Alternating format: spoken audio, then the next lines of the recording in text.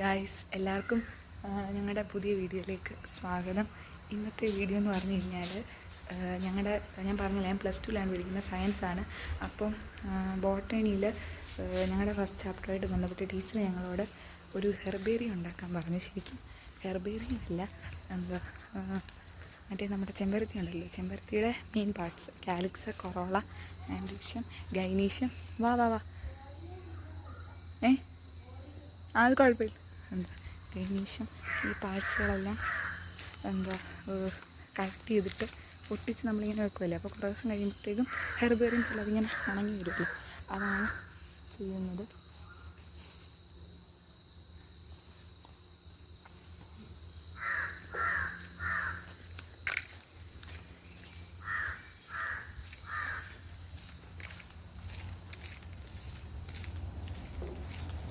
അപ്പം ഞങ്ങളുടെ വീട്ടിൽ ചെമ്പരത്തി ഇല്ലാത്തത് അടുത്തുനിന്ന് ചെമ്പരത്തി പറിക്കാൻ ഇറങ്ങിയതാണ്, മോഷ്ടിക്കാൻ ഇറങ്ങിയതാണ്.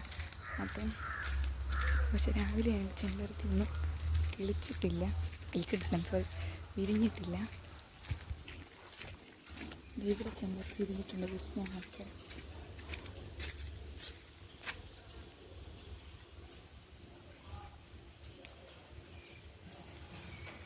ചിപ്പ് ദൂരെ ഓടി വരുന്നുണ്ട്.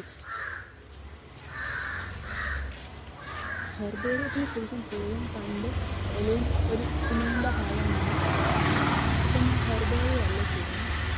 ജസ്റ്റ് ടീച്ചർ പറഞ്ഞു ആ പാർട്സ് മാത്രം ഇല്ല, ഞാൻ വിളിച്ചത് ഞാൻ എന്തിനാ കൂട്ടിന്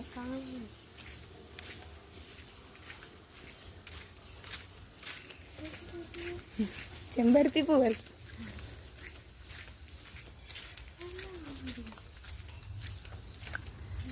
അതിലൊരു ഇഷ്ടം കൊണ്ട് സ്കൂളിൽ ഞാൻ ചെമ്പരത്തി പറിച്ചിട്ടില്ല. ഹെർബേറിയം ഉണ്ടാക്കാൻ ശരിക്കും ഒരു തണ്ടും ബാക്കി ഭാഗങ്ങളിലൂടെ വരണം. ഇതിപ്പോൾ ടീച്ചർ പറഞ്ഞതുപോലെ ഈ parts androecium, gynoecium, calyx, nuts അത്രയും മാത്രം ഒട്ടിക്കാൻ ചെമ്പരത്തി വരണം വരും. ഇവിടെ ഉണ്ട്, പുസ്തകത്തിലൊന്നും വിരിഞ്ഞിട്ടില്ല. അത് പറിക്കാൻ ഇറങ്ങിയതാണ് രാവിലെ. അപ്പോൾ ഞാൻ 2 ചെമ്പരത്തി പറിച്ചു. രാവിലെ കൊണ്ട് എല്ലൊന്നും വിരിഞ്ഞിട്ടില്ല, 2 ചെമ്പരത്തി കിട്ടിയിട്ടുണ്ട്. ഇത് വെച്ചിനും നമുക്ക് ചെയ്യണം. അപ്പോൾ നിങ്ങളുടെ ആരുടെയെങ്കിലും സ്കൂളിൽ ഇതുപോലെ നിങ്ങളുടെ ബോട്ടണി ടീച്ചർ ഈ ഒരു ഹെർബേറിയം ഇങ്ങനെ പറയാൻ പറ്റില്ല, എന്നാലും ഹെർബേറിയം അല്ലെങ്കിൽ ഈ ഒരു സംഭവം ചെയ്ത് കൊണ്ടുവരണമെന്ന് പറഞ്ഞിട്ടുണ്ടെങ്കിൽ താഴെ കമൻറ്റ് ചെയ്യണേ. അപ്പോൾ പെട്ടെന്ന് ഒരു താമസിച്ചു. ടാറ്റാ, ബൈ.